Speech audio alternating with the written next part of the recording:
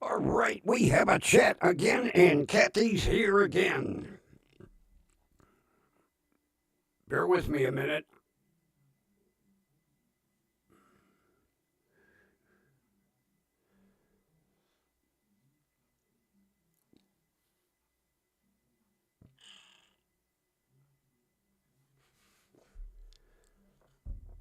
Right in the middle of doing something here. Hey, and the Ronbo's here too. All right. Give me a second here.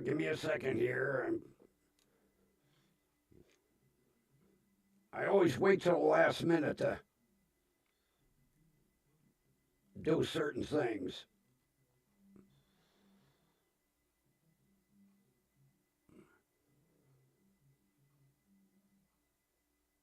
There. I was cleaning my juicinator here, and I wasn't paying attention to time. So, I was playing with a little OBS, and it's amazing. If I ever master some of this stuff, but let's get started.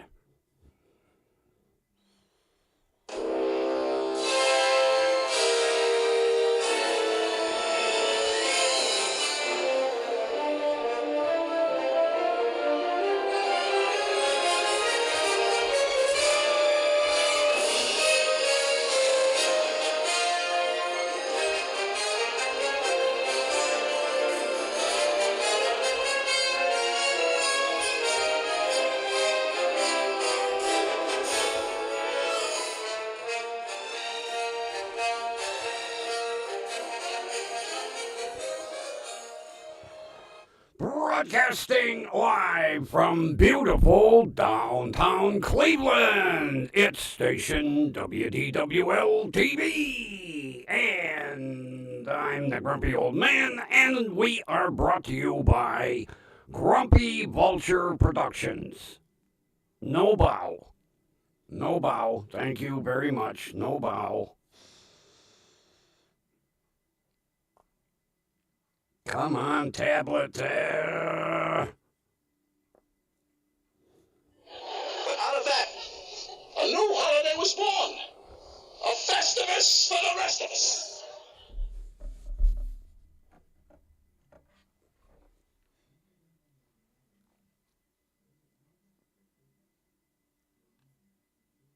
Voila! The Festivus pole is lit.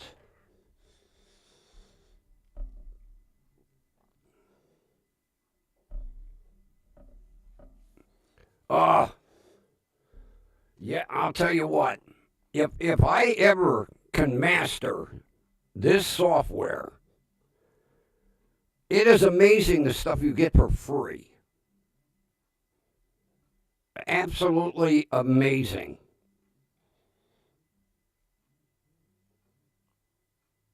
Although one thing at a time. It took me long enough to get a chat. Come the new year, we'll work some of the features in. But I'm impressed the shit you get for free, because I'll tell you what, with Prism and with OneStream, you didn't get half this shit for like $15 a month. In order to get what this OBS software offers, OneStream wanted $89 a month. A month.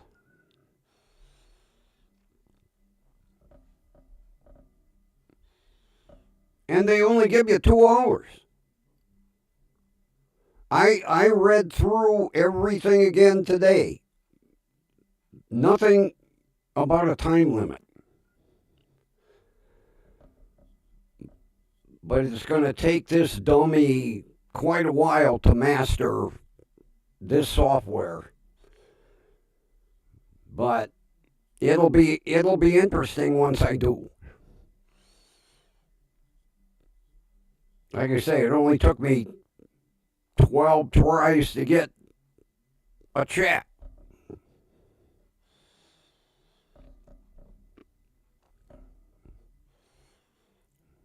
How do you like the new vulture picture, Kathy? I'm trying to today's vulture looks like a goddamn punk rocker.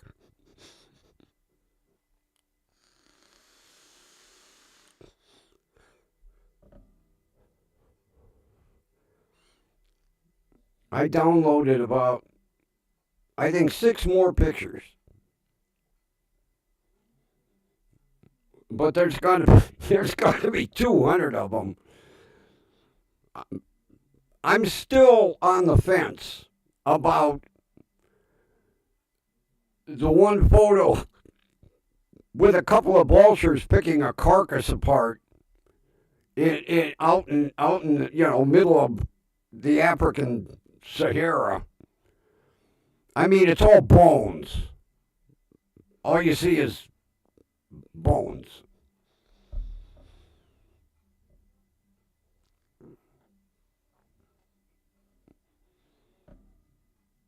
I mean, you could tell it was a very large animal at one time. And when they say vultures pick bones clean right down till there's nothing there, they do. Although, what do they call them? The world's garbage disposals.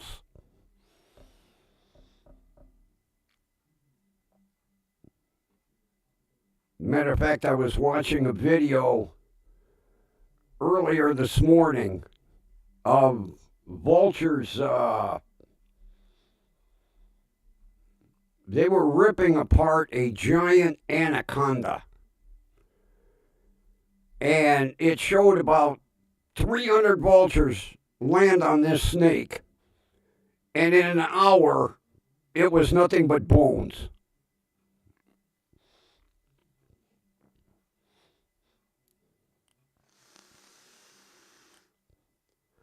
I was, matter of fact, shortly before airtime, I finished watching. I think it was on Law and Crime. This the it was about 22 years ago. The down in Myrtle Beach, the Brittany Drexel disappearance. It was sad what that mother went through, and it took 20 years for them to finally. Well, the guy finally compressed. Yeah, he compressed and he confessed at the same time. He made that poor woman wait 20 years before he compressed. Why do I keep wanting to say compressed? Before he confessed and then took them to the body where he had it buried. And then, to make matters worse, she had to sit through an FBI briefing as to the abduction. Then she had to sit through the video of him confessing and what he did to her 15-year-old daughter. And then to find out that he dumped her face first when he buried her. Not something a mother should have to go through.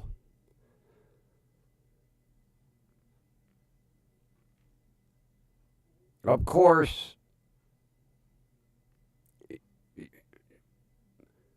she wanted to go with her friends. Now, they lived in Rochester, New York, and she wanted to go with her friends down to Myrtle Beach. And her mother said, "No, you're 15 years old. No, no, no, no." Well, she threw a shit fit and called her mother everything but a white person and snuck down to Myrtle Beach. Of course, being 15, she couldn't get into any of the bars or the clubs. So the girls she went down with, who were of age, kind of abandoned her, left her on her own. And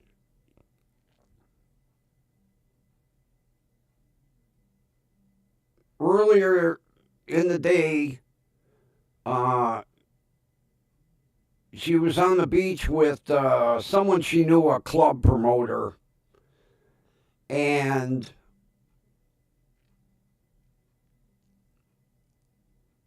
she left to go back to her motel room, and he went back to his hotel room, and then he said, "Oh, by the way, you left your flip flops." So she says, "Okay, I'll come and get them later on." So she went, she picked up her flip flops. She was only with this guy like 5 minutes. They have video of her walking out of his hotel. She was walking down, I think, Ocean Boulevard and vanished.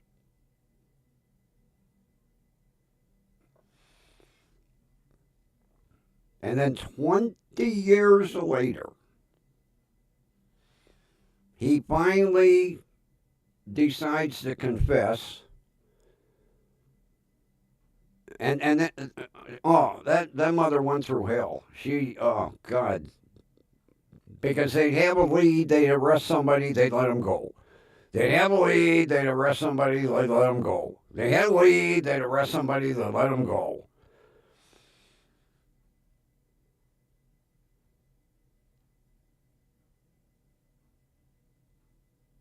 But, and I know teenagers think they know it all.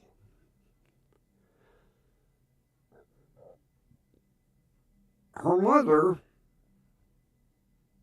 told her, "You're underage. You're not going. Plain and simple. I'll consider it, when you're 18, 19 years old. Right now, no." She ended up sneaking out, going with her friends. Sadly, Mom knew best. It wasn't a place for a 15-year-old to be. God, when I was in high school, spring break was like, well, spring break in Cleveland was cold. My buddy's granddaughter, for spring break, went to Aruba. I'm like, where do these kids come up with this shit? Yeah, went to Aruba for spring break. Of course, like my buddy said, I could kick my son and daughter-in-law for paying for the trip. You can't go to like Florida? No. We have to go to, Cancun and Aruba and, the Virgin Islands.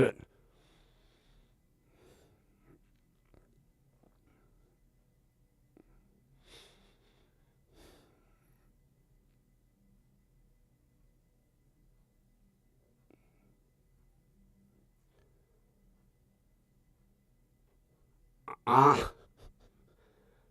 tell you what. I literally lambasted that goddamn customer service agent from Uni today.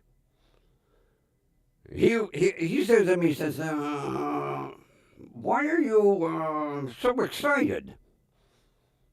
I said, because Thursday, when my package got delivered to my front porch and directly underneath the signs that say, don't deliver here, I was assured, because my current package that arrived today was in Chicago. It was at their transfer station. I was assured that when it reached Cleveland, explicit instructions would be given to the delivery driver. Deliver to side door.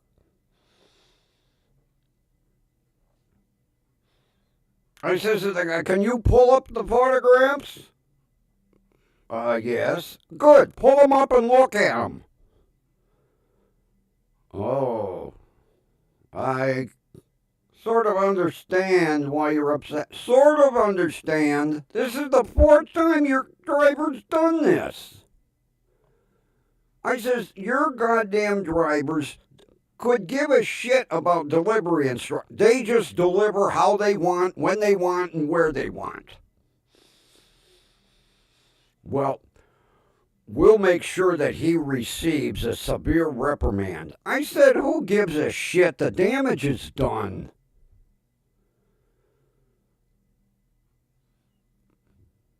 And then I called Temu.com. And I told Temu, I don't ever want one of my packages to be delivered by Uni Express ever again.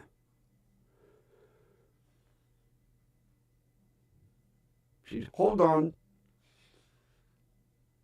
You can definitely tell Temu is an Asian company. You know, they hardly speak English. It has been noted in your account not to ship any packages with Uni.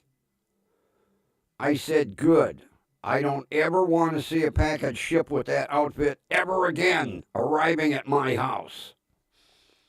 Oh, we've noted it. We've noted it.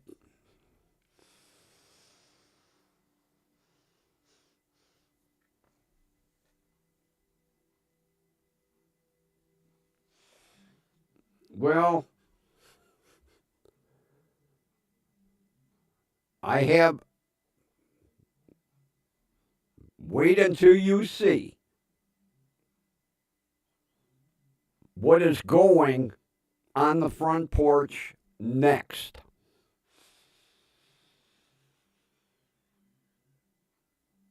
I ordered a 24 by 48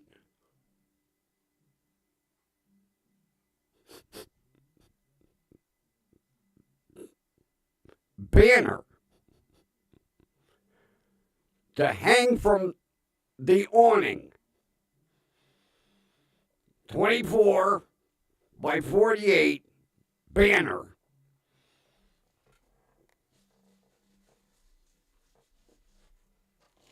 And it will say this.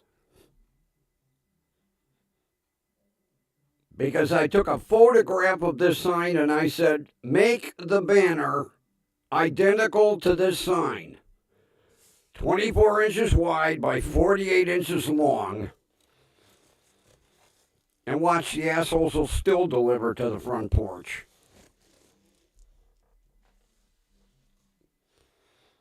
Matter of fact, I ordered 2. I will hang one from the awning, and then I will hang the other, because one is vertical and one is horizontal. That one will be roped across the front porch with the one hanging from the awning. Do you think that they'll get the message with two banners out there? And it's, it right underneath my address. It says, delivered to side door only. It's not like they can't figure out instructions. It has my name, address, delivered to side door only, Cleveland, Ohio 44111. It's printed on every shipping label for every item I purchase. Because whether it be Staples, or whether it be Temu, or whether it be eBay, Walmart, Homeless Depot, my address, shipping information's delivered to side door. And I told the asshole from Uni today, I said, it's amazing. I can have the post office, UPS, FedEx, Amazon, Walmart, Staples, Home Depot, Gopo Express, SpeedX, your competitors. Everybody delivers to the side door except your delivery drivers.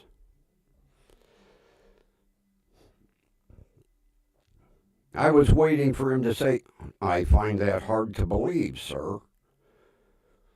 I said, well, good. Look back at the complaint form from last Thursday.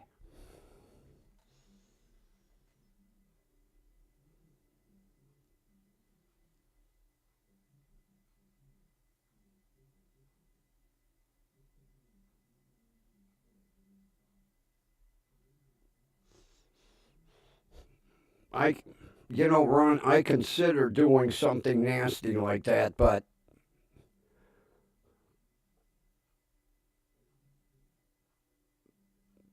neither banner company would allow me to do something, as they put, off color. So I just said, good, make me a big giant banner that is a duplicate of this sign.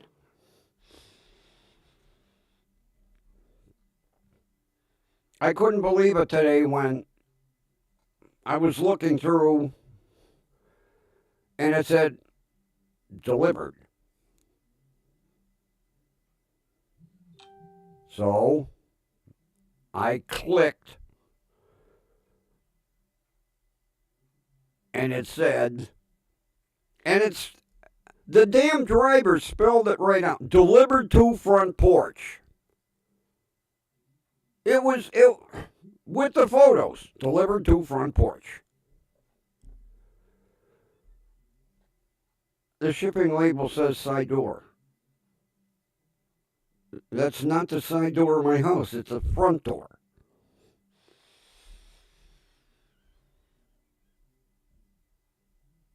Now, and it is snowing. That's still no excuse. They pull in the driveway. I saw the tire marks. It was easier to run up and drop it by the side door than to walk around their car through the snow of the unshoveled walkway and then put it on the unshoveled front porch.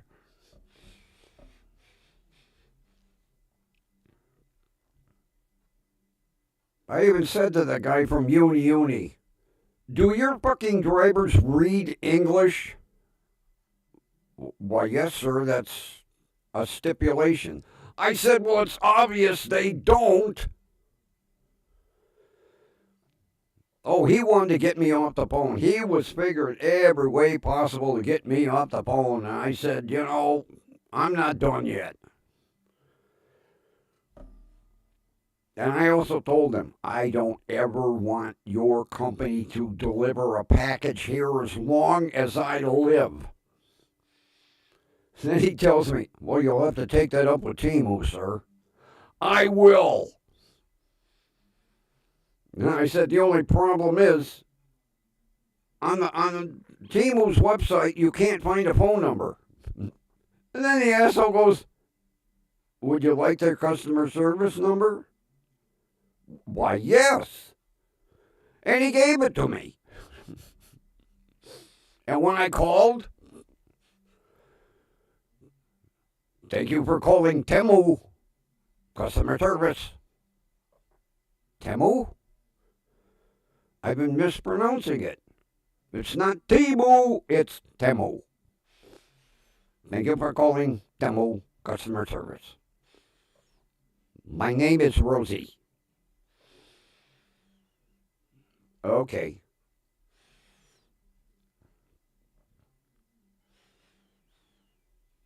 I made my point with her, too. She goes, well, you have some parcels that are being shipped. I said, yeah, and none of them say uni.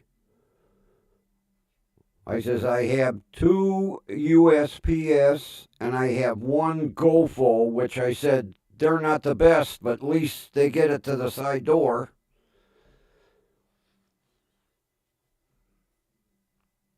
Oh, I was pissed when I opened them pictures. I was like, you've got to be fucking kidding me. Especially after calling Thursday, and then I had to be on hold for over an hour. We're experiencing high call volume. Yeah, it's everybody bitching about your goddamn delivery people not following instructions.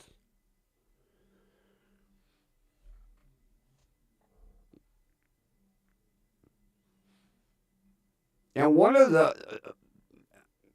here's the thing that really pissed me off.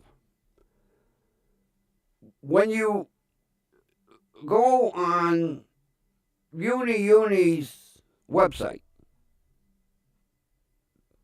the customer service number that they give you rings 3 times and hangs up. You can't get through. It rings 3 times, hangs up, disconnects. 3 times, disconnects. I finally ended up calling Uni of British Columbia. And the girl from British Columbia gave me the US number, which was totally different than on their website.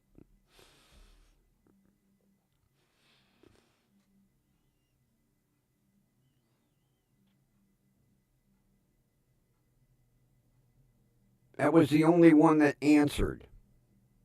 Well, the one on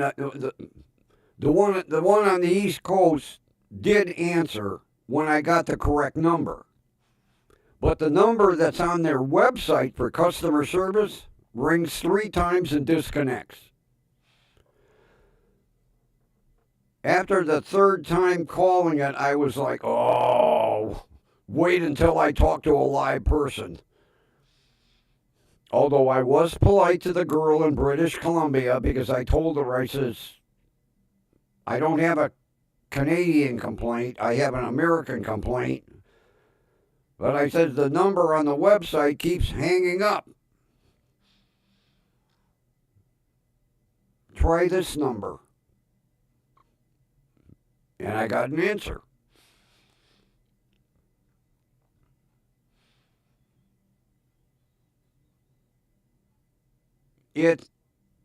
It's obvious 1 of 2 things happen. Either after I got off the phone, she didn't bother to forward the shipping instructions to Cleveland, Or the driver just said, screw it, I'll deliver the package whatever way I want to deliver it.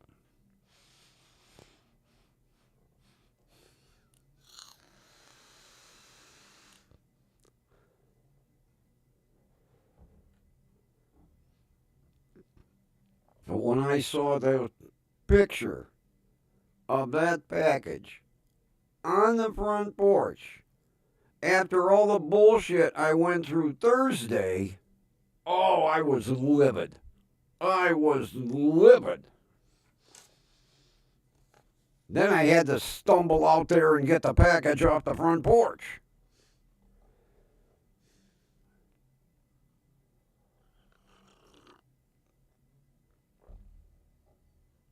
And then after I hung up, what I should have done was told the guy from Uni, call your driver, tell him to crawl up on that ice-laden front porch, get that package, and deliver it to the side door like he's supposed to. It would be my luck he'd fall, break his hip, and then sue me.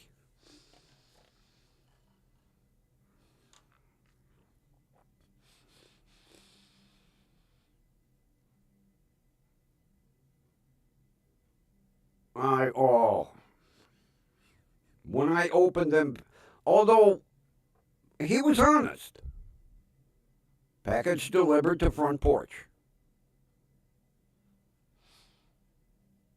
He was honest. Screw the customer, I'm delivering it where I want to deliver it, front porch. Here's 3 pictures, click, click, click. Because that's the first thing I asked customer service. Can you open the pictures? Oh, well, yes. Good. Open them. Take a look at them and tell me why I'm pissed off. And the guy goes, oh, do not deliver. Oh. We will make sure the driver gets severely reprimanded. Who gives a shit? It's like beating the dog after the dog pisses on the floor.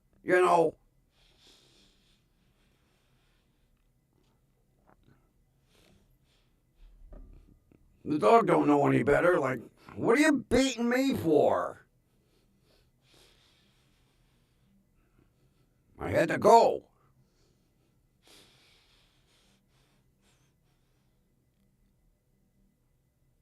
I watched a cute story last night.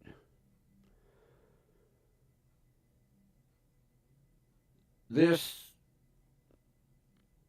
reporter was doing a story on loss of habitat in Africa and poaching and the dwindling cheetah population.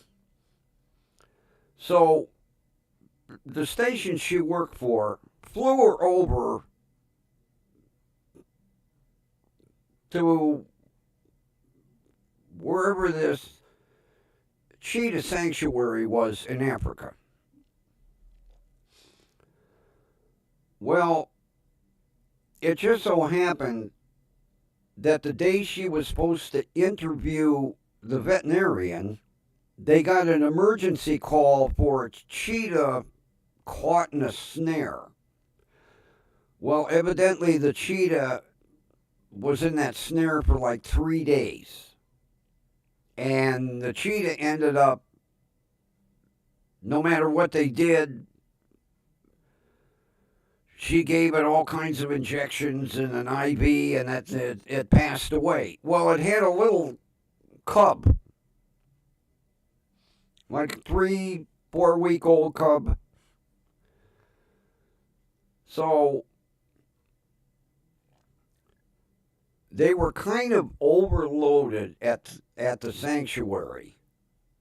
So the vet said to this female reporter, would you like to take care of this cub for the month that you're here. And she was like, really? She goes, yeah, but it's got to be fed every 3 hours. And she was like, so she ends up bonding with this cub, and the cub bonded with her. Well, at the end of the month, she had to come back to the United States. So,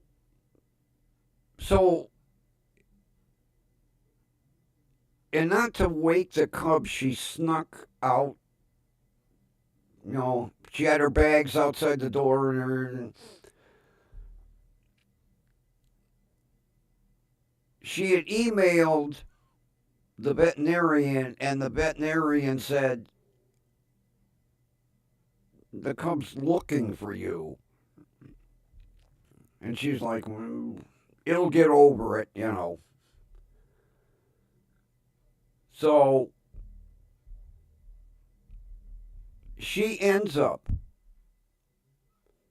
5 years later doing a updated story on this sanctuary because they had expanded it. And well, since that cub had human bonded, they couldn't release it in the wild, so it became an ambassador. So unbeknownst to her, she's doing a news story on this sanctuary. And the producer said, we're going to have a rescue animal in the studio while you're doing your news story.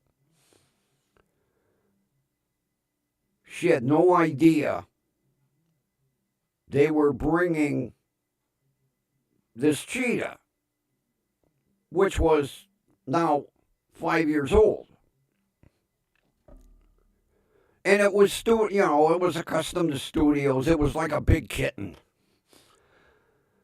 So they wheel the cage behind the curtain, and the cheetah recognizes her voice from 5 years ago and starts, cheetahs they don't roar, they chirp. And this cheetah's chirping behind the curtain.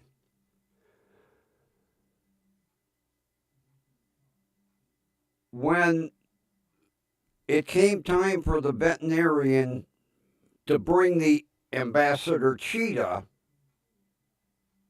on camera, she walks out with the cheetah, and the reporter says, I want to introduce Dr. So-and-so, and the cheetah started chirping.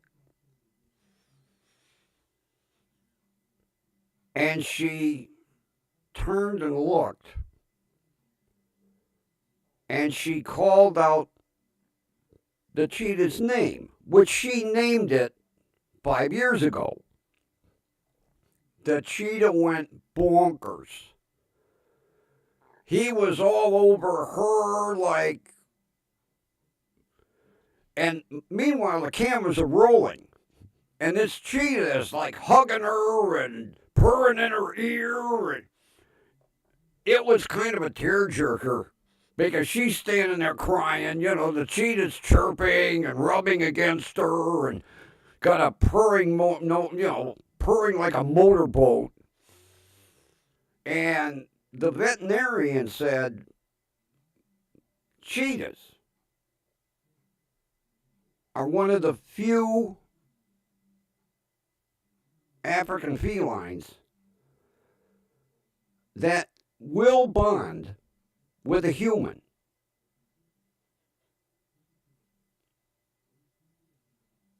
And they say animals don't remember shit.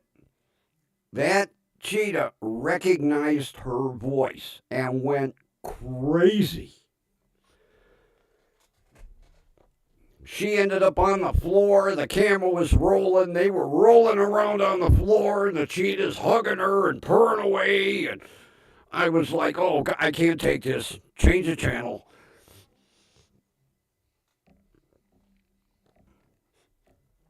I'll have to see if I can. You know, the problem is I watch this shit and I don't write down. I'll have to see if I can find it again. It was it was an amazing story. Then on top of it,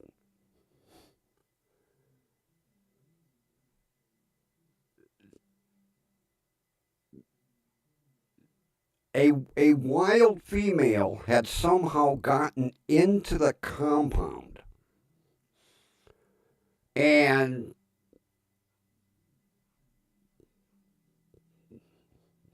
the two cheetahs got together.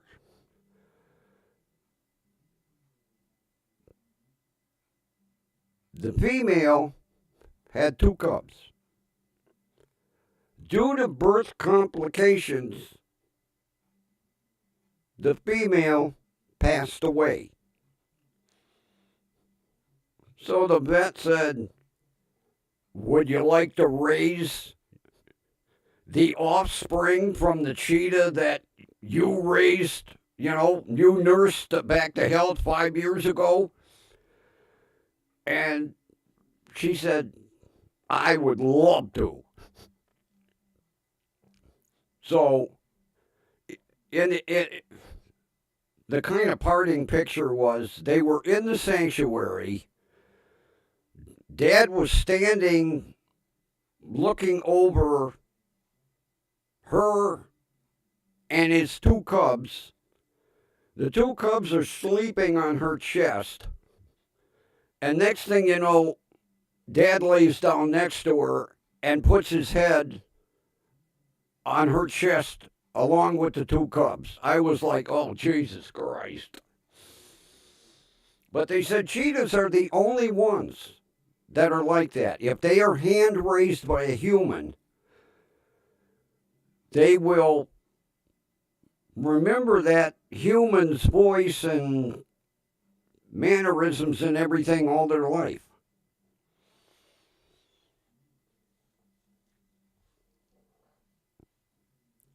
I told you the story. Oh, God, what was her name? Oh, geez, I just went. Oh, God.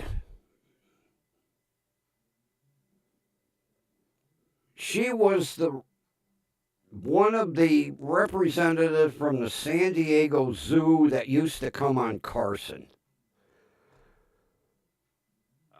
Jim Fowler, and I can't remember her name now.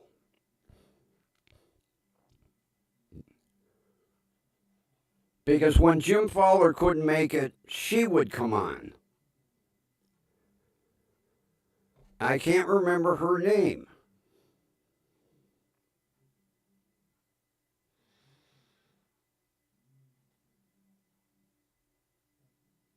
Oh, Christ. Joan Embry. Thank you. I told you about the story when Joan Embry came in to do some sort of goodwill thing at the Cleveland Zoo. And I was driving for the limousine service at the time, and her private jet lands, and I taxi out. I go out on the taxiway, on the tarmac, because you pick people right up as they get off the plane. So I got the back door of the limousine open. The door comes down on the plane. I get ready to walk up to help Joan Embry down the steps, and a fucking cheetah is staring out the door at me. I was like, holy shit. She had it on a leash. it was one of these hand-raised ambassador animals, and it went with her everywhere. Matter of fact, you should have seen the look on the two black guys' faces that were the porters at the Ritz-Carlton when they opened the back of that limo to help her out, and this fucking cheetah stuck its head out the door.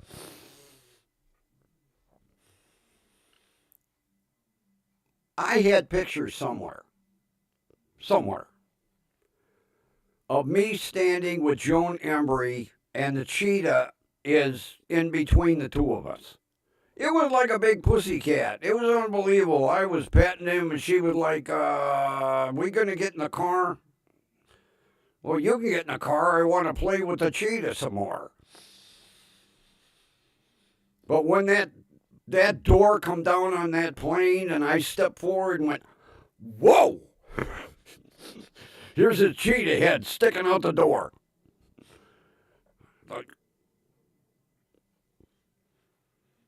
But he was like a big pussy cat. Matter of fact, he was laying across her lap in the back seat of the limo, purred away.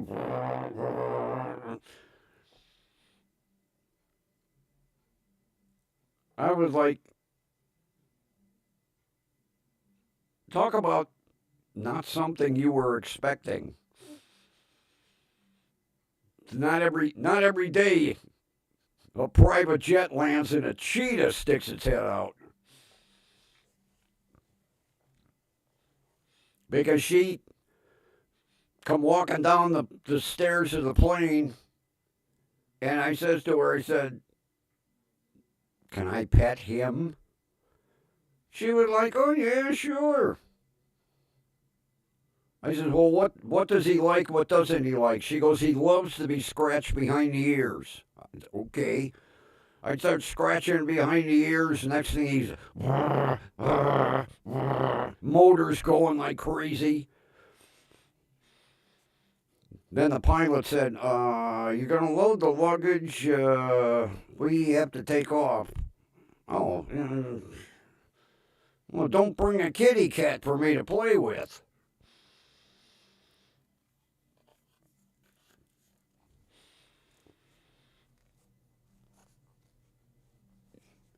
I would have loved to have had a picture. Because I tried to tell the guys, don't open the door. They opened the back door of the limousine, and the cheetah stuck his head out. Those two black kids turned white. They were like, I said, I told you not to open the door. Because I asked her, I said, where's he going to sleep? She goes, in bed with me.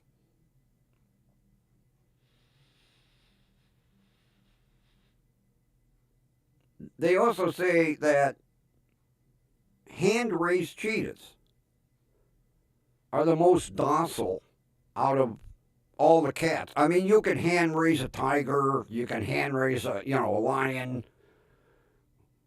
There's always a chance that they might turn on you. But cheetahs, no. If a cheetah's hand-raised and it stays with the person, like Joan, she hand-raised him, the cheetah thinks that that's his mother.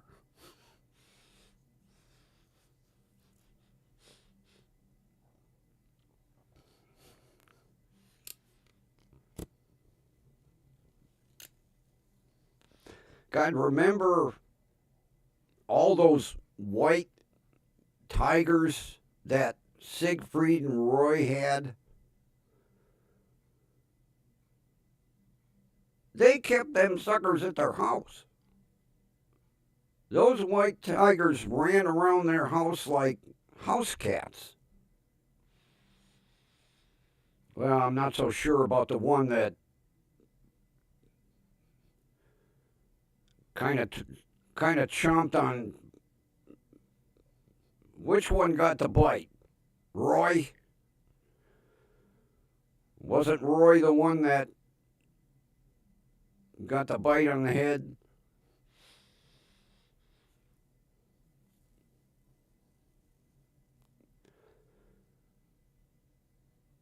how would you like to be working? Now they had a staff of like 300 people. How would you like to wake up in the morning and find out overnight you no longer had a job? Because the whole staff, show's done.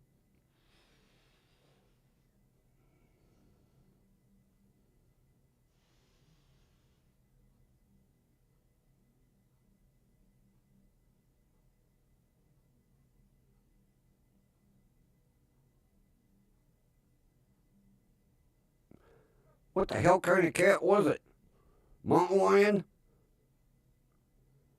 I don't know. Do you have mountain lions down there? Cougars?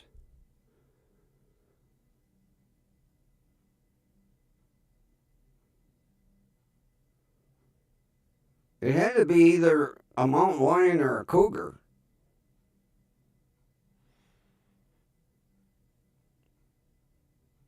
Kind of out of its territory, though.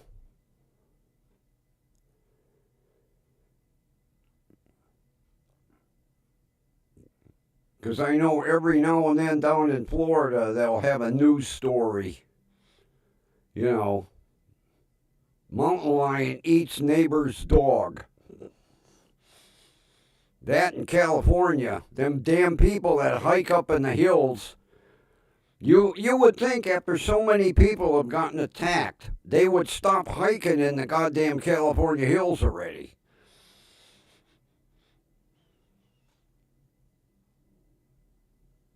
Yeah, it had to be a cougar or a mountain lion.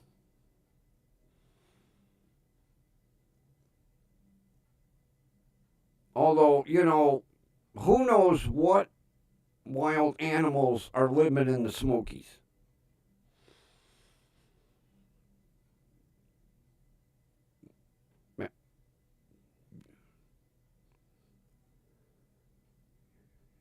You probably got everything: mountain lions, cougars, bears.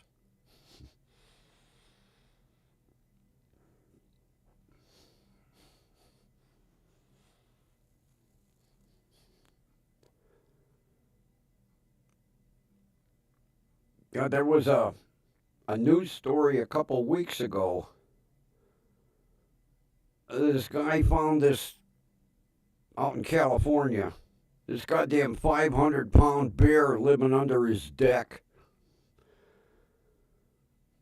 They said it had been there quite a while. How you can't? Well, the deck was kind of all enclosed. It just had one opening around the back. But wouldn't you think every now and then to take a look and see if there's something under your deck?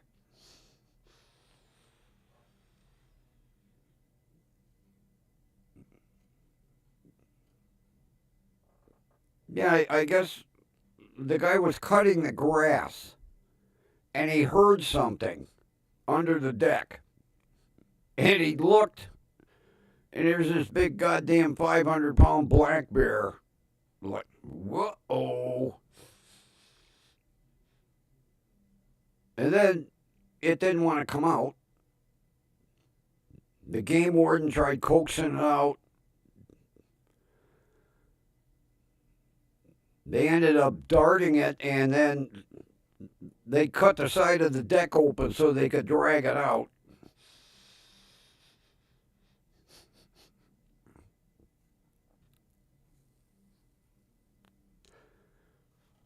God, it kind of reminds me of the pursuit video I watched yesterday.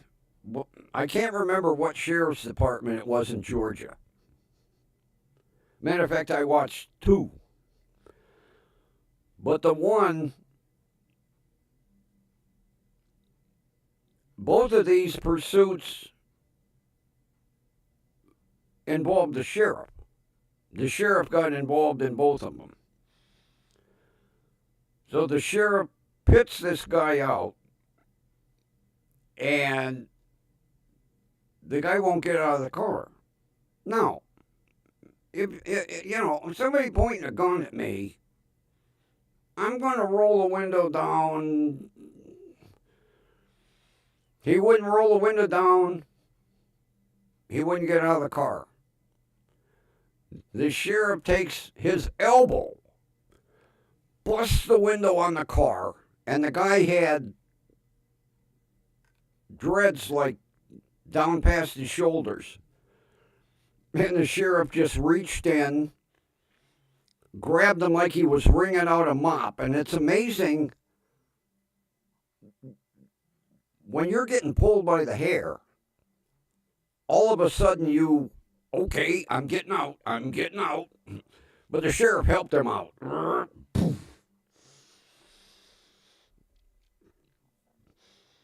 Then there was another pursuit, and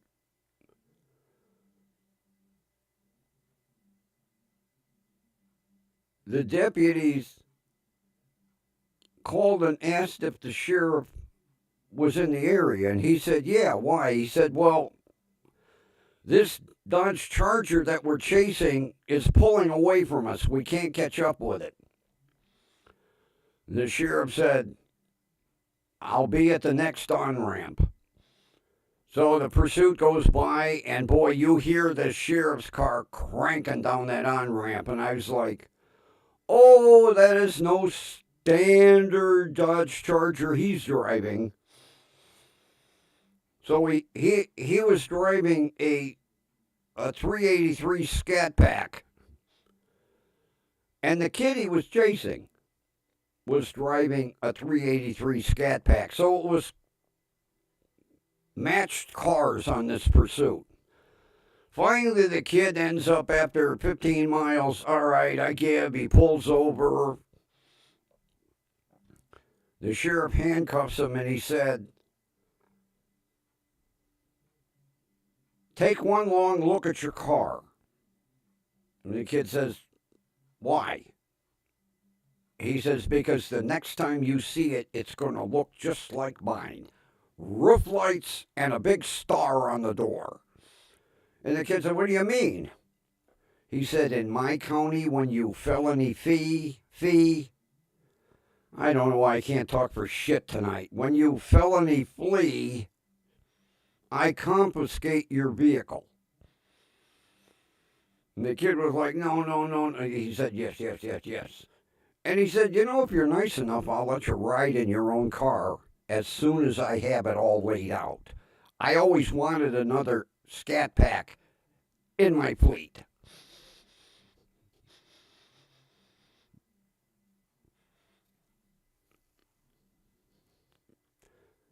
I don't know what all these sheriff's departments are going to do now that Chrysler ain't making police cars anymore. Goddamn Tahoes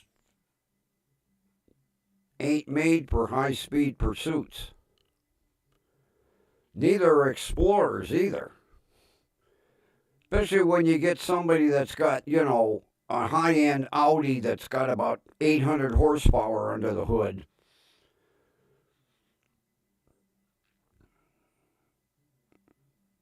That was the stupidest thing that Chrysler Corporation could have done, was got out of the police vehicle business. Because almost every one of your highway patrol across the United States had Chargers or Challengers. Because they were ultra high horsepower and they were quick. Dodge goes, we're going to go all electric.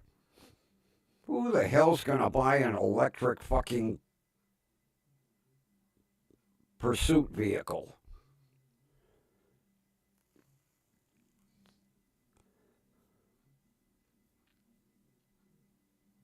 Although Ford was just as stupid to stop making the Taurus.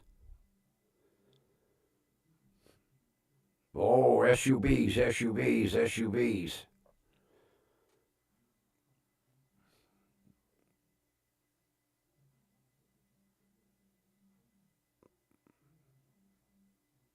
Although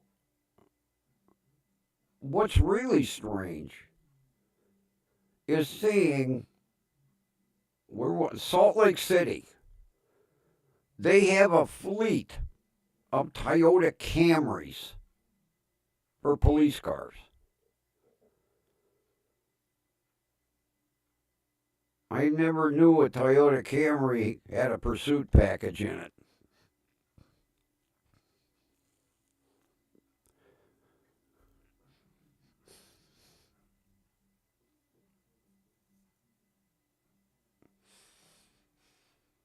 Matter of fact, there was I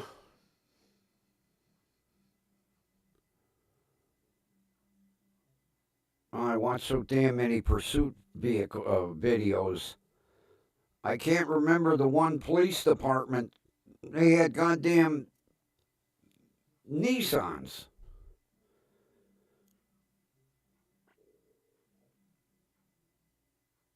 See, not every goddamn police department wants an SUV.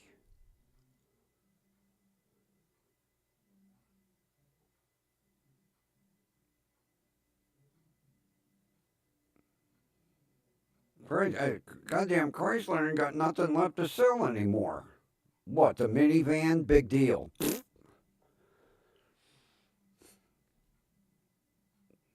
Now they have an electric. I think they're calling it the Dodge Dart again. They have an electric Dodge Dart and an electric. I can't remember if it's a Charger or a Challenger. Who the hell's gonna.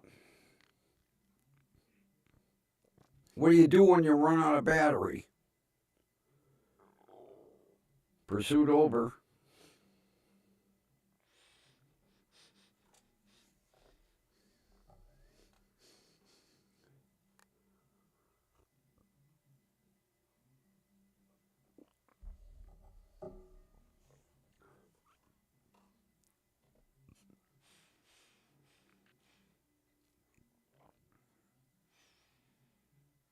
I was playing a little bit with the aspect ratio of the camera today. I'm trying to get the whole background in.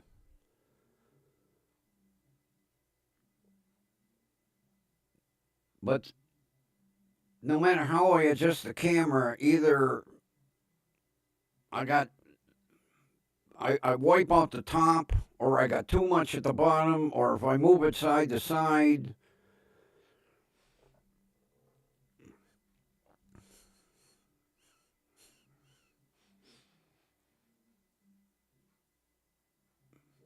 Although I don't really want to mess too much with the aspect ratios of the way I screwed Prism up. Holy shit.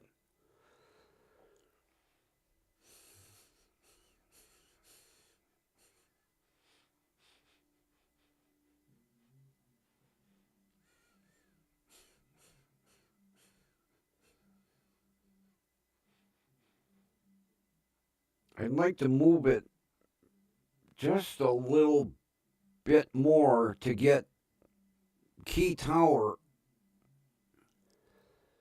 But see, if I move it to get Key Tower in, then I lose the other side here.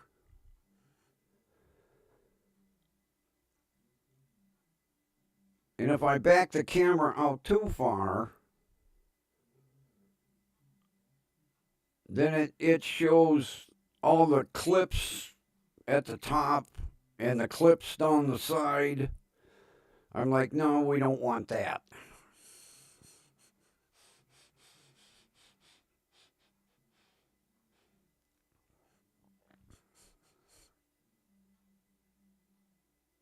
Oh, today. Oh, God. I had to go to Dollar Tree.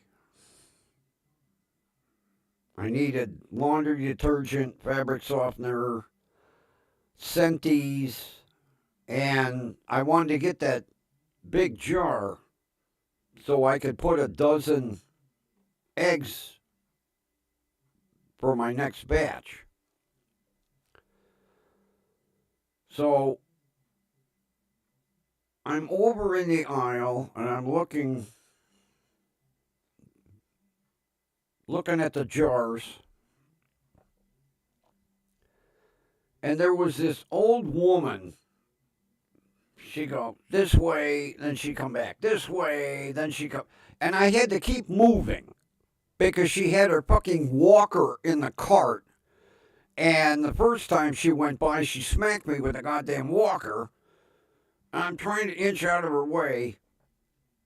Well, every time she went past me, I was like, oh, Jesus Christ, what the hell? She comes back the other way. Oh, man. She goes back the other way.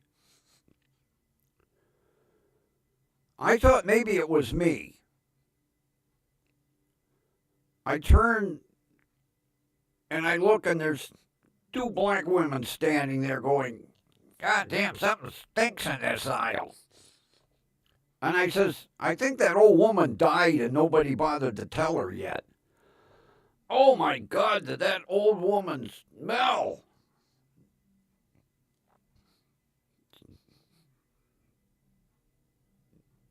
And she kept going back and forth and back and forth and back. I was like, oh, God, come on, lady. I was going to get a thing of air freshener, spray her down with it. Oh my God, did you? Oh, I've been in the store and I smelled some stinky people. This woman smelled like decomp. Like I say, I think she died maybe a year ago and nobody told her. And I'm glad I wasn't the only one because the two black women were like, God, what the hell? I just went,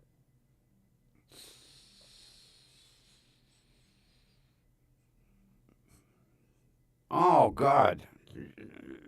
One pass was enough. Back and forth and back and forth. I don't know what she was looking for.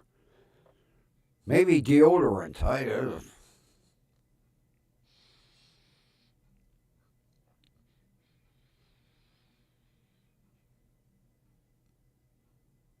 Because when she was in line to check out, people refused to get in line behind her.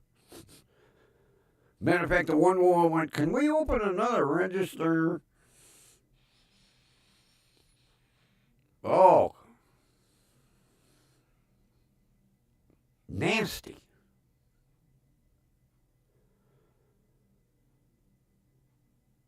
There's no excuse. I mean, every house in America has a bathroom. I guess she don't know what a shower is. Oh, God, did she? Oh.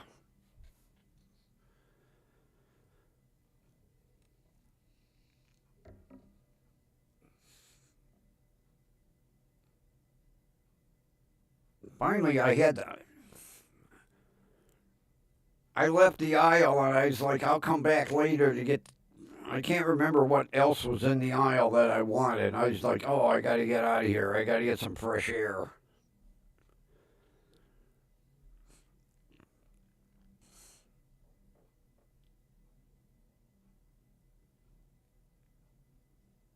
Yeah, I got lavender scented Oxidol,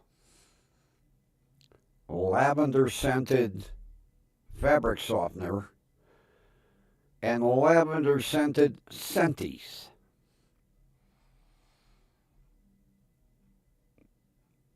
I wish they would have lavender scented bleach. Now I had the whole 9 yards.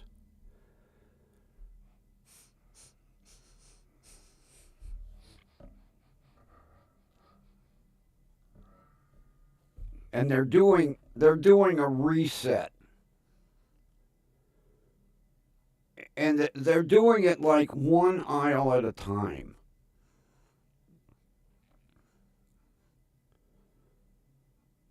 I says to the one cashier, I said, I can't find shit in this store.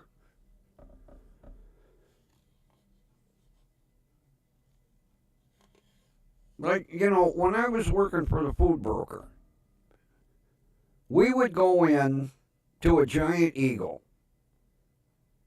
at like 9 o'clock at night. And by 2 a.m., we would have the whole frickin' store reset. They're doing it one aisle at a time.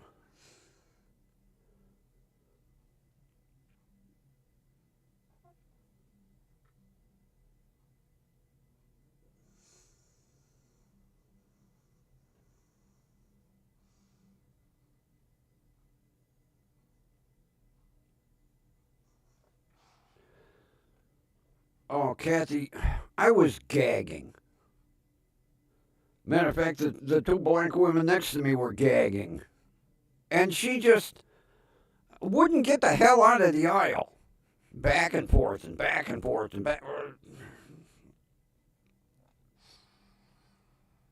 Finally, I just gave up.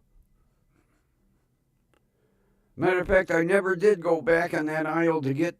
I'm trying to think what else the hell I needed. I got the jar. Oh, they had a whole shitload of new coffee mugs. I was gonna, like, I need one more coffee cup, but I just.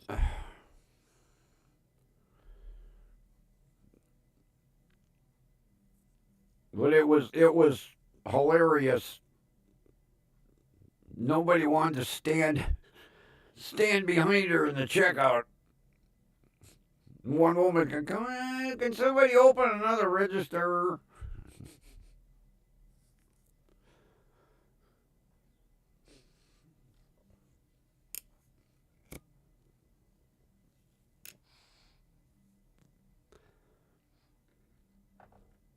It was like years ago when I was a big football fan. And like Sunday, they do the double header on Sunday. And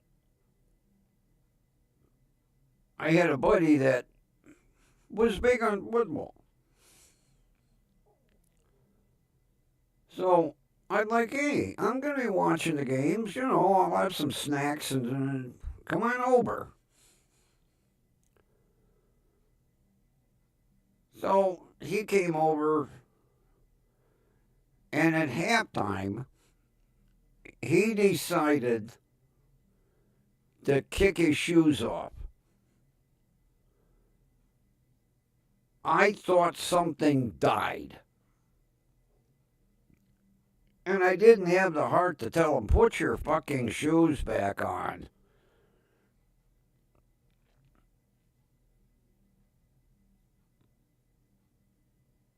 I think I lit about 12 scented candles. He was like, how come you're lighting all them candles? I said, I like candles.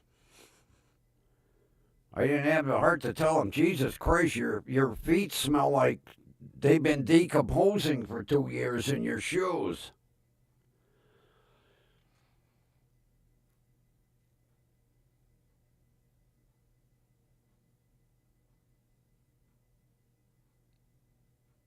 And I wasn't the only one.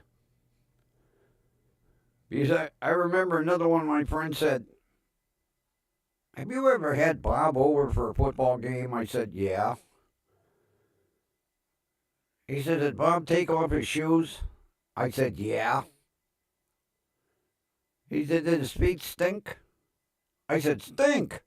I said, I lit 12 scented candles and still couldn't get rid of the odor. I was like, holy shit. The cat kept trying to bury his feet.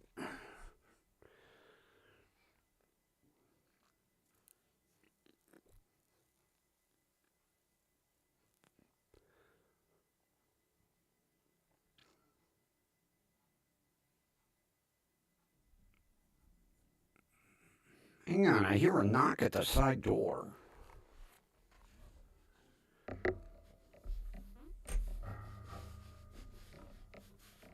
Quarter after 8?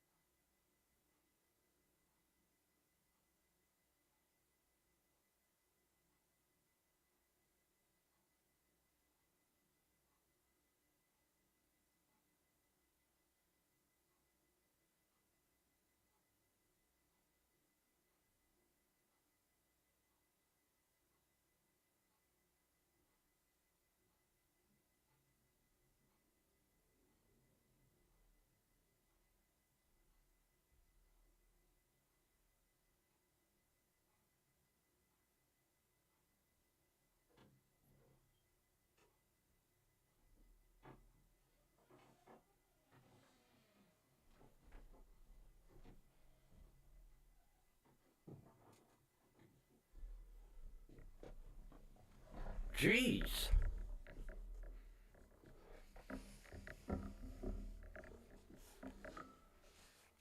UPS must really be overloaded with packages. That was my UPS man. I just saw the truck driving away. He just delivered a package to my side door. And knocked. I thought they had a cutoff time. Evidently not. Man, they must be overloaded with deliveries. 8:15 on a Saturday? God, I feel sorry for him.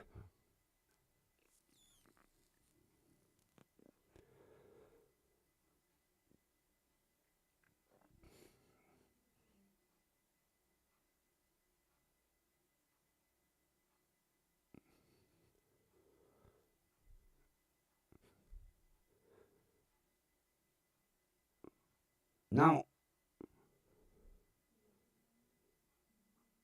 do they deliver? I don't think so. I don't think UPS does 7 days a week. I know FedEx does. And of course, Amazon. I don't know if UPS does. Maybe that's why he's working so late.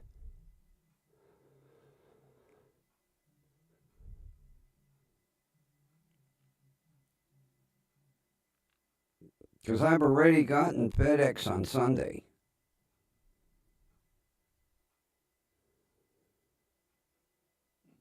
Although Amazon was the one that started that shit, 7 day a week delivery, and then, the others. Because I remember UPS only would deliver Monday through Friday. And then with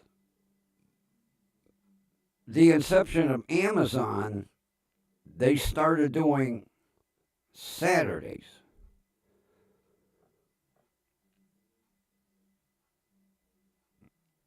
But I don't think UPS does Sunday.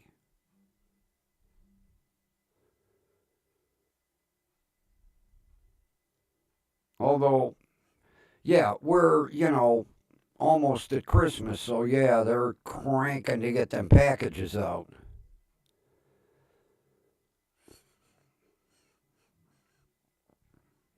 But I don't think UPS does Sunday. I know I've gotten a FedEx on Sunday.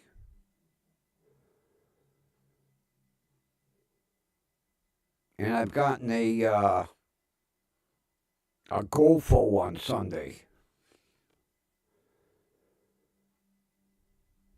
But man, quarter after 8?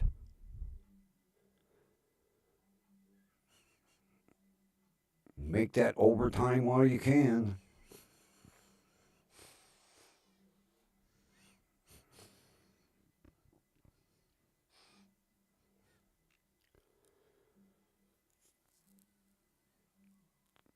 Well, yeah, it also, it doesn't help that 10% of the fleet got grounded by the FAA.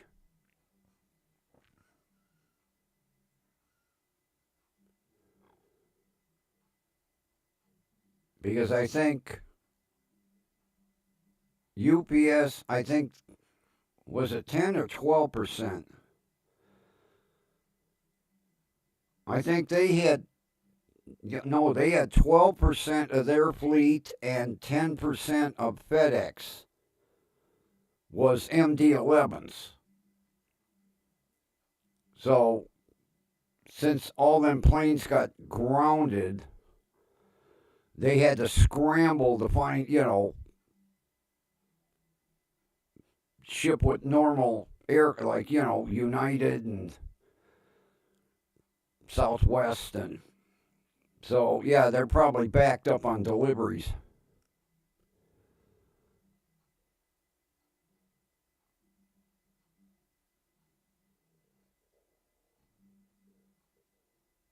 All right, no UPS on Sunday. But I think FedEx.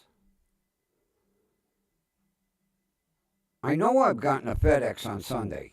I'm not imagining that.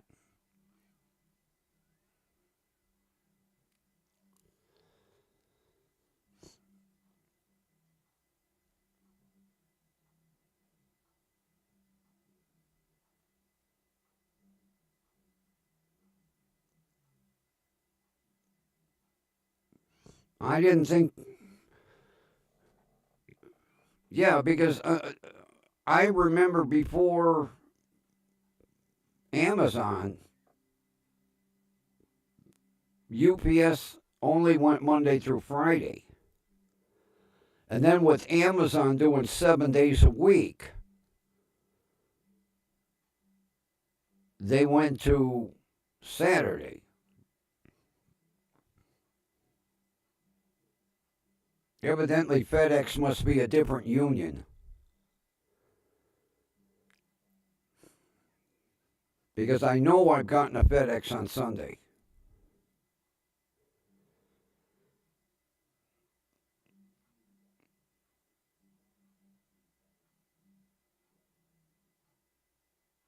Which in this weather, boy, that sucks.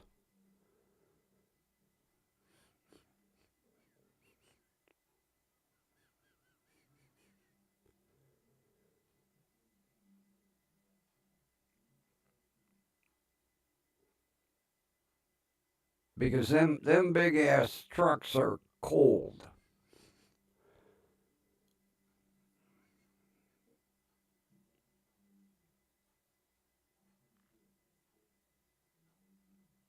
Because I don't think, although I haven't looked in a UPS truck, but I don't think there's a divider behind the driver where they can close the back of the truck off and keep the heat in the front.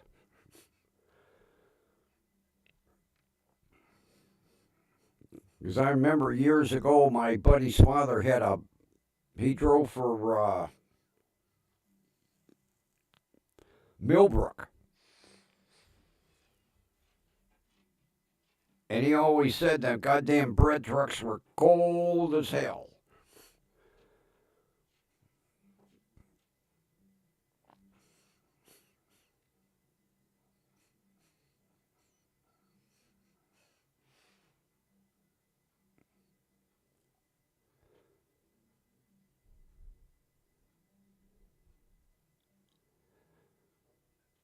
Matter of fact, that package I got today was actually out for delivery yesterday.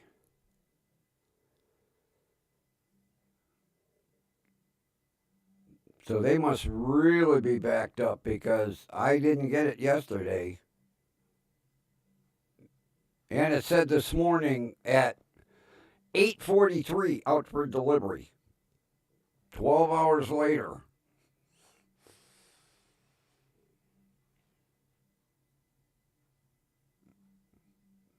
Because I kept checking for it yesterday. And then I looked this morning and it goes out for delivery. It said that yesterday.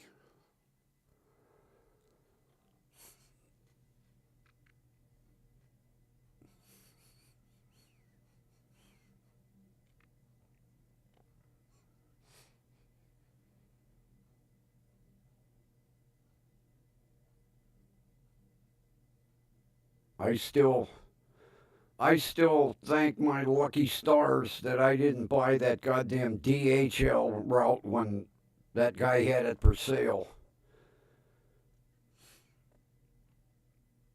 Because a month later, DHL pulled their operation.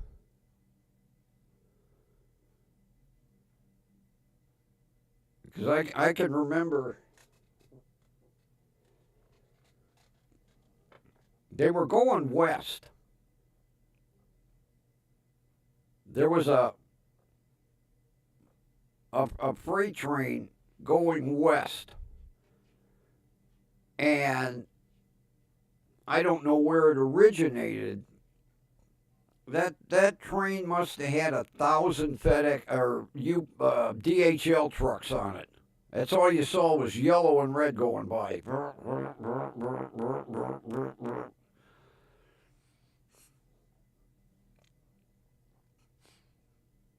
And now they're slowly making a comeback.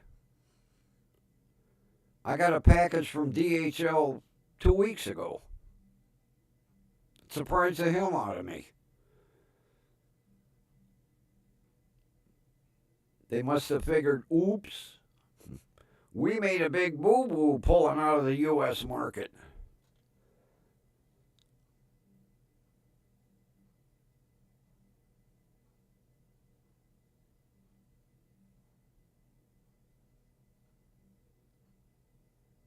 Oh, shit, I keep forgetting about that. I forgot all about it.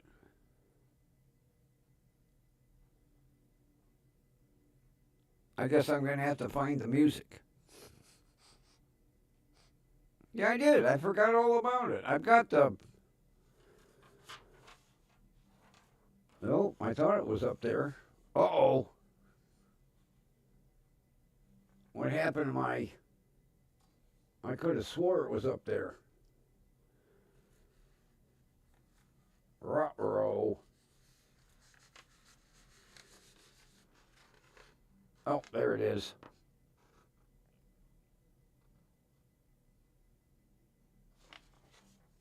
Yeah, I guess I better make a note.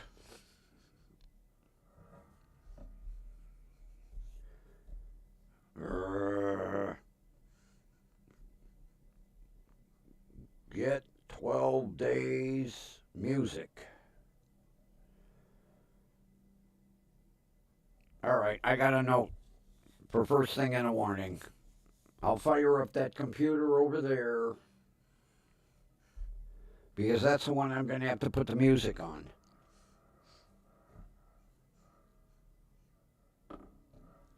I forgot all about it. I really did.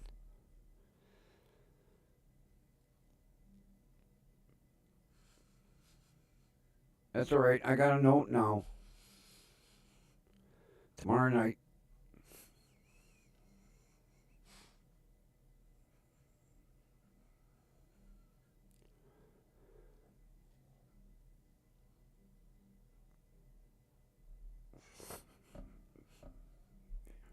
Yeah, old timers disease.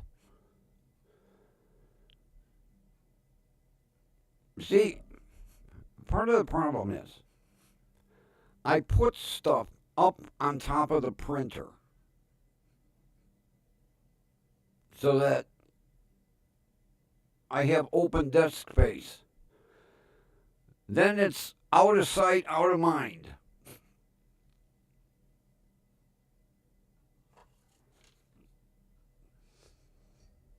I need to I need to get some kind of organizer instead of just throwing everything up on top of the computer or on top of the printer. I used to have a office organizer. I wonder what the hell I did with it.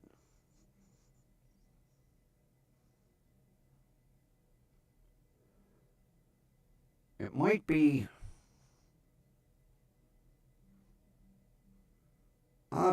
Might be out in the living room in a box.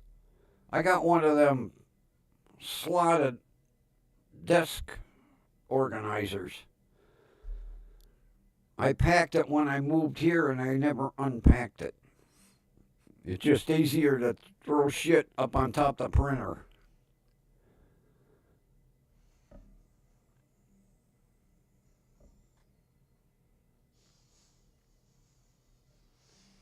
Boy, you're doing that end of the year countdown, aren't you, Ron?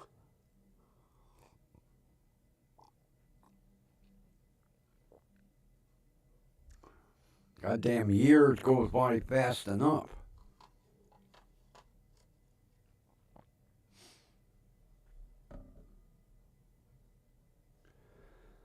I've given up on them.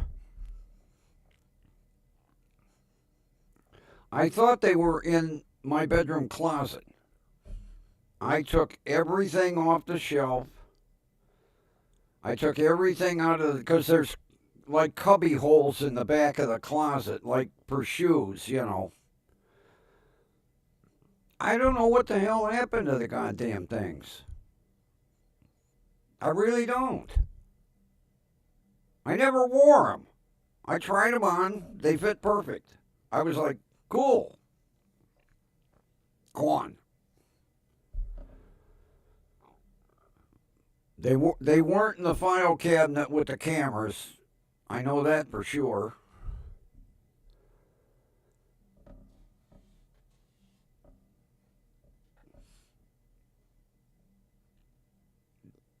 They disintegrated.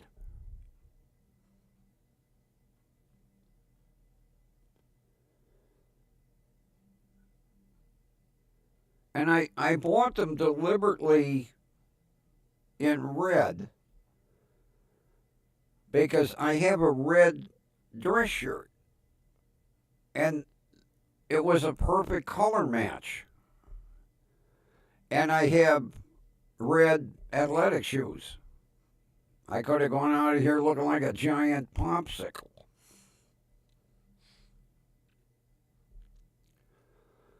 Oh, do you know that McDonald's has the Grinch Happy Meal? And with the Grinch Happy Meal, you're supposed to get a pair of thigh high Grinch socks. Well, there's a nationwide shortage. Because I emailed my buddy who owns the 3 McDonald's up in Massachusetts. And I said, our McDonald's here are out.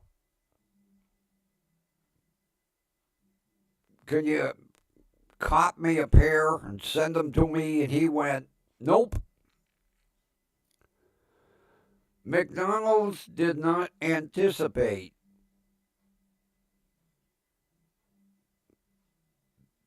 people coming in and buying that many Grinch Happy Meals.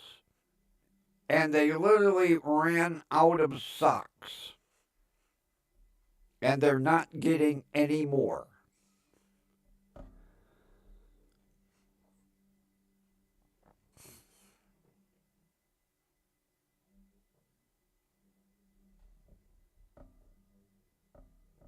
Well, hang on to them, Kathy. They're collector's items because they don't exist anywhere anymore. Unless you happen to have, you know, a God's country McDonald's that isn't selling a lot of Grinch Happy Meals. He's out of them up there. He said, matter of fact, the whole state's out of them. And the manager at my McDonald's said the same thing. He goes, there isn't a pair in Ohio. They didn't anticipate that meal being that popular.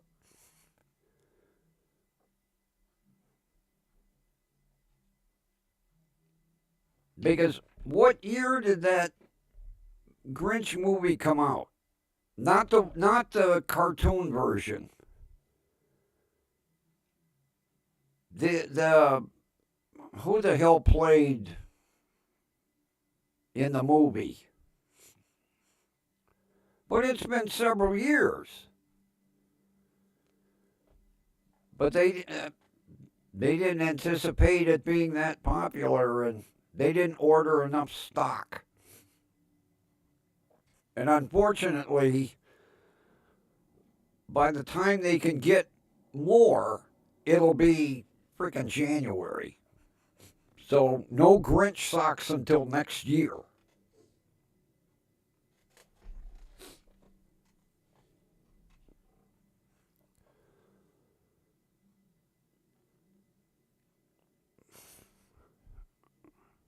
Oh, SpongeBob. Bleh. I just thought having a pair of socks that would go up to my waist would have been cool. Although we're probably not talking, Hanes quality socks either.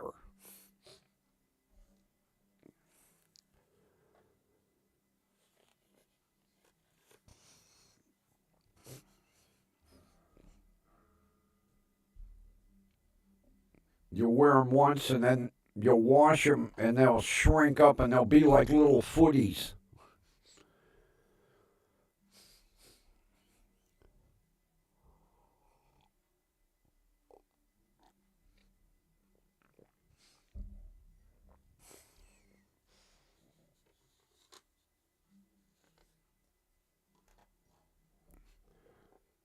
That's like earlier in the summer.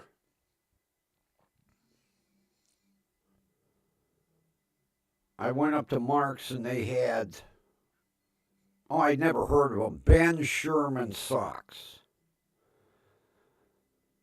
Now, I like over the cap socks. So I bought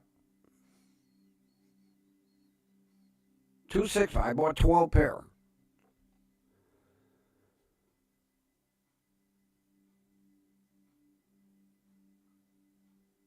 I washed them.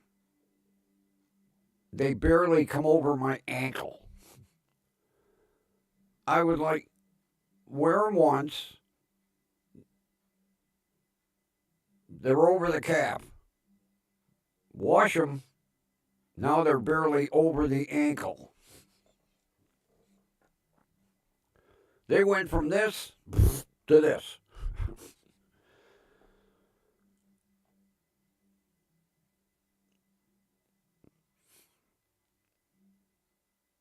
I couldn't believe, I took them out of the dryer and everything. What the hell happened to these? Thinking that maybe they would stretch. Not. I guess they weren't meant to be washed. Wear them once, throw them away,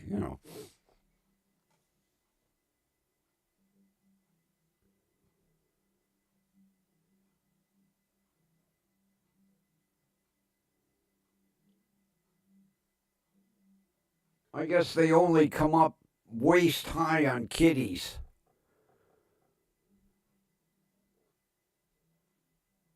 Because in the commercial, they look like they're 3 foot long.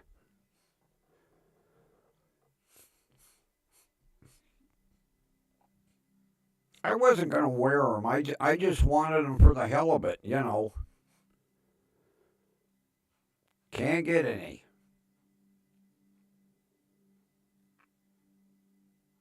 That was like, what was it, 2 years ago, 3 years ago, McDonald's, at Halloween, you got the pumpkin, the trick or treat pumpkin,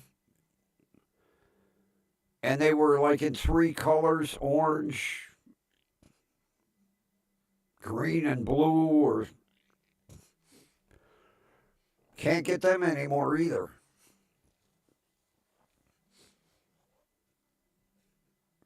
God, I remember when McDonald's, you get a Happy Meal, you got a Hot Wheel car.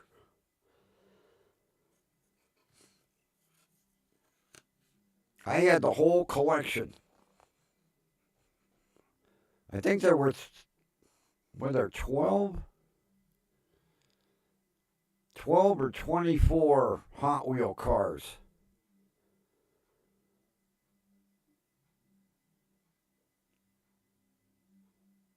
I'll have to dig them out one day. I got the display. A buddy of mine was a manager at the only at the only McDonald's ever go bankrupt. And they had the display that had all the cars in a plastic case. One day he come over and he went, "Here."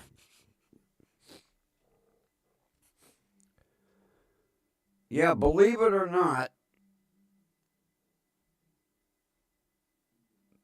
Cleveland had the only McDonald's ever to go bankrupt. Matter of fact, they tore the fucking building down.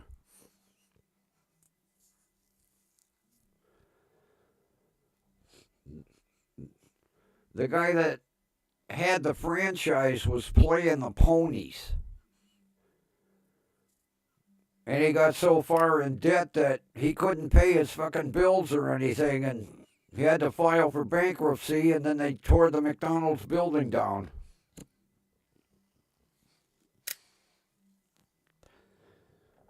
Used to be at 139th and Triscuit, right in front of the Rapid Station. Went bankrupt, they tore the building down. The only McDonald's ever to file for bankruptcy.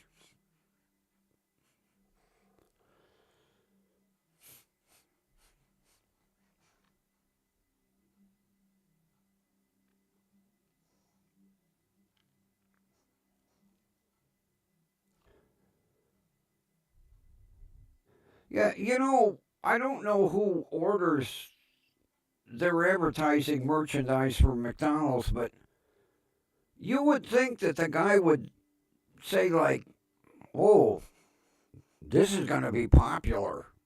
We better double the order." No. Because basically, what they don't give away this year, they could give away next year.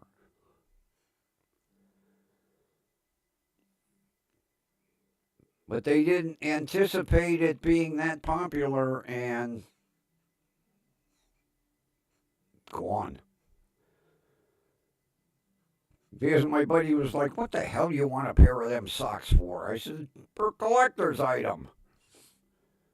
I wasn't going to wear them.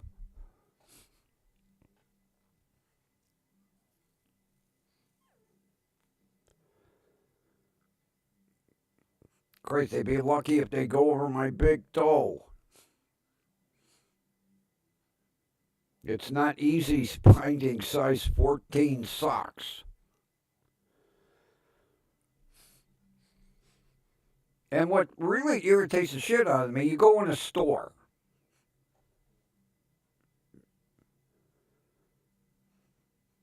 Ten to 12, or maybe 11 to 13. You very rarely see 12 to 14 or, 12 to 15. No.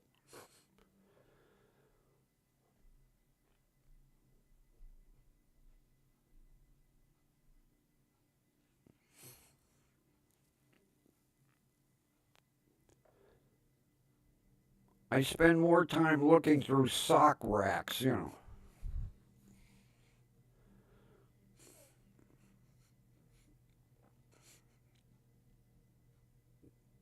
Matter of fact, what really pissed me off was those Ben Shermans. I think they were Ben Shermans. Those said size 13 plus.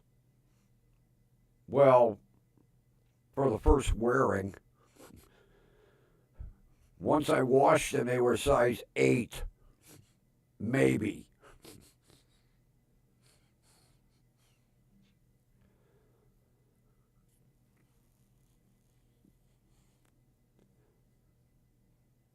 Yeah, as a matter of fact, the manager of my McDonald's said 2.5 weeks. They were out.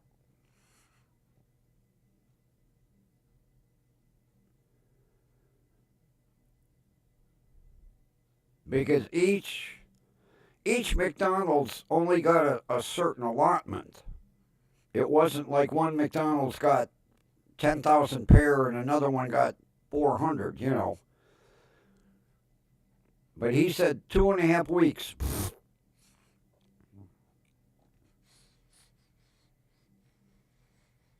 Of course, like he said, you know, he had some people ordering 8, 10 Happy Meals. You know, they were getting a little greedy.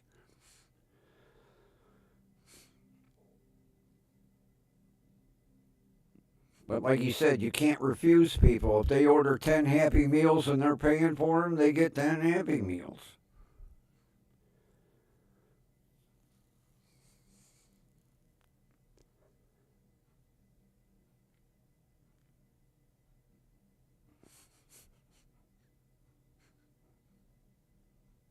Yeah, another item that, like with the rolls of pennies.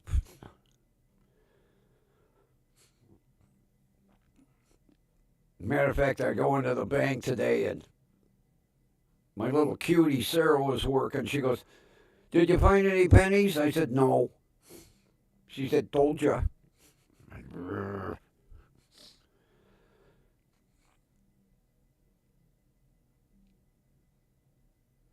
And like she said, "Well, you know, if you collect enough, you could make a roll." Well, yeah, I wanted them uncirculated.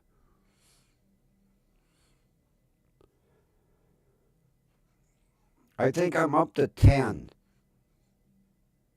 digging through penny cups. I'm up to 10. I need 40 more. Or a roll.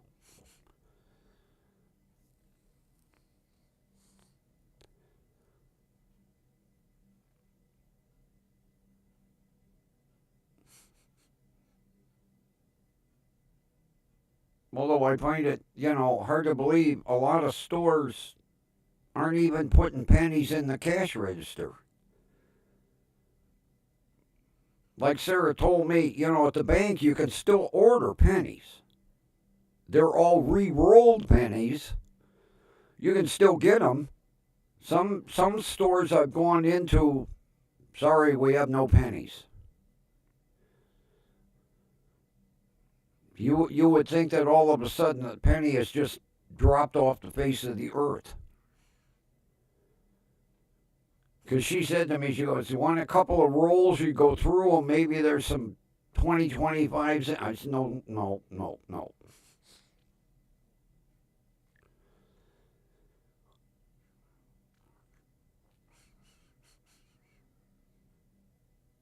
Because I had to go up and find out if there's going to be a notary on duty at the bank on the 18th. Only to find out the only notary my branch had left. I was like, "You offer notary services. You mean to tell me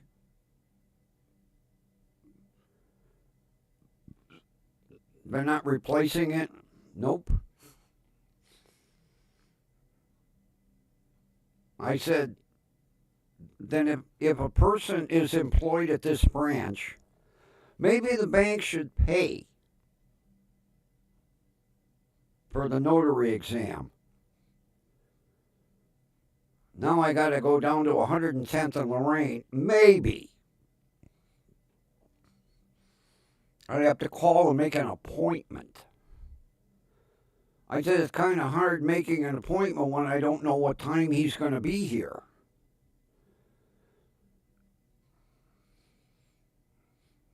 And I remember back in the day there were goddamn notaries everywhere.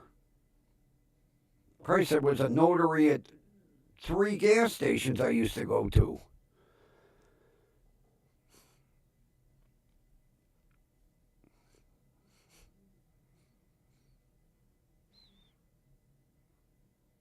Of course, my buddy's a notary if I want to drive out to Litchfield.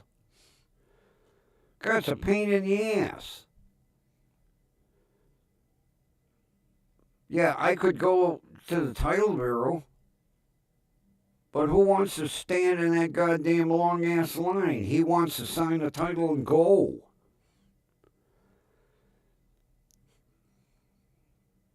So tomorrow I have to call 110th and Lorraine, and I got to call Lakewood and see if there's going to be a notary on duty Wednesday or Thursday. Thursday, the 18th.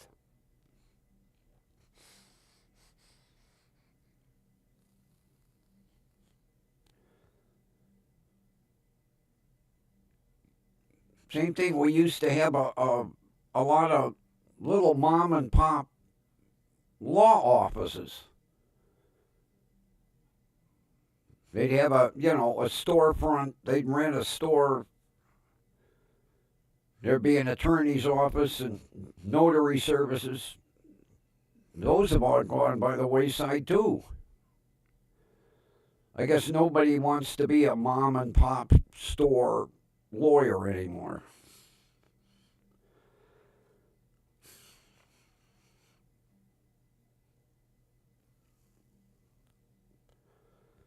And it's a pain in the ass because some states, you just sign the paperwork.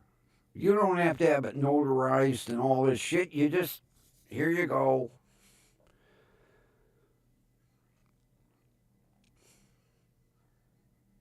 I'm that close to legally owning the car, and now I can't find a notary.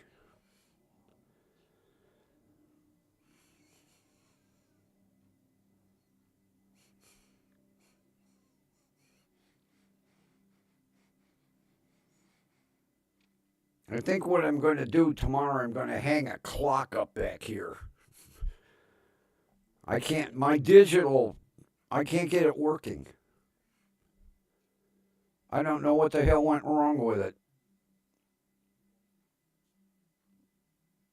I put new batteries in it and everything. It won't work. It won't turn on.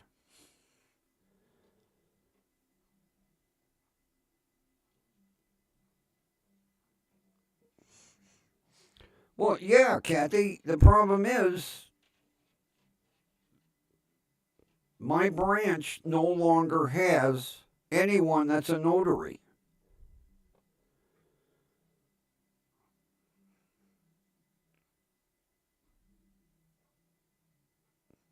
She left a year ago, and they've never bothered to replace her.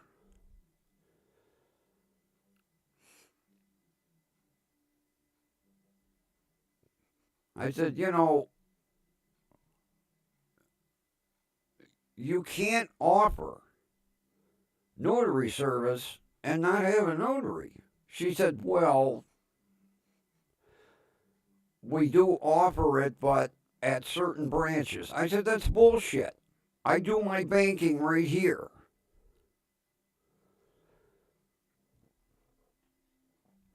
Yeah, it's free for a PNC bank customer.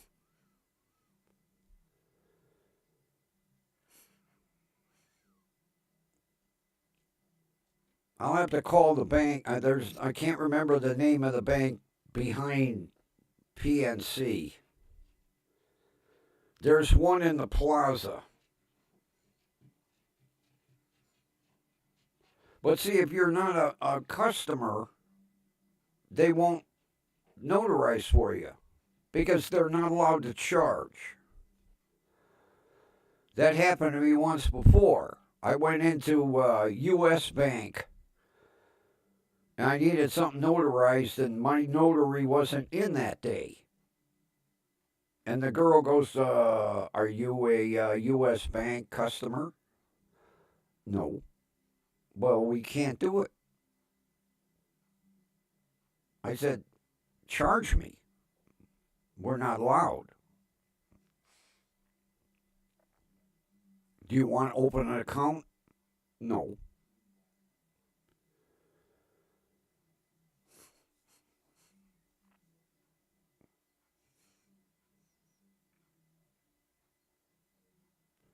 Like I say, I'm that close to being legal.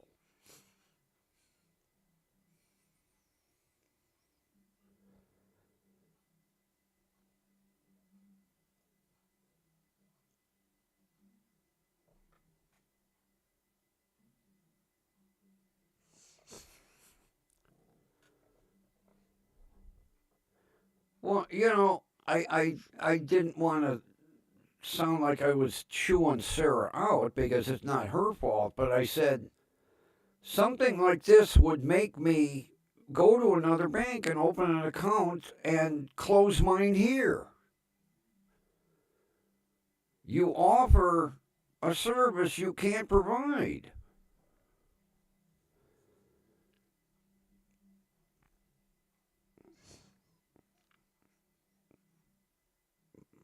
Up until 89, I was, but you can't notarize your own signature. I was a notary. I had a sign hanging out front, The major problem is you get assholes at 11 o'clock at night coming to the house. "I need a title notarized. I just bought this truck." Are you out of your frickin' mind? And you didn't make anything because most of the time you were notarizing for friends and relatives.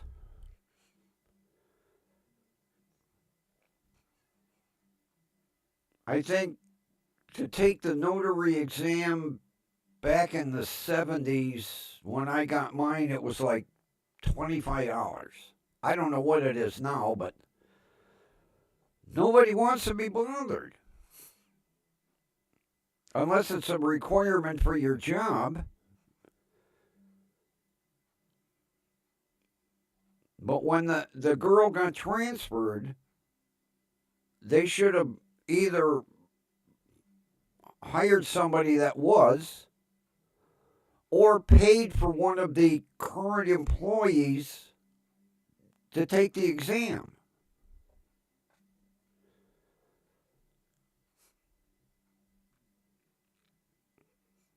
The pain in the ass.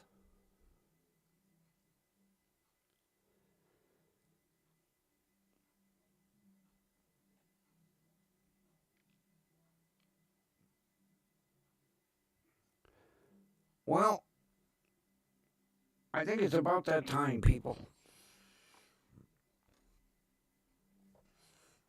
Thank God we have a chat back again.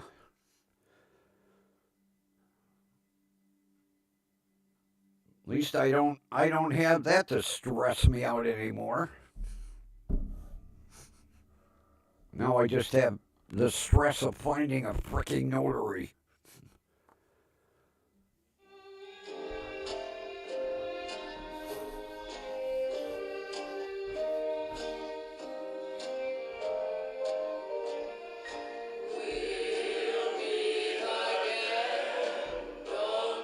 We know where, right here. All right, everybody.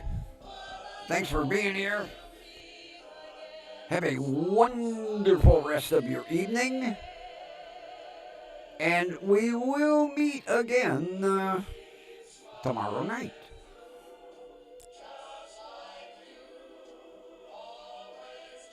The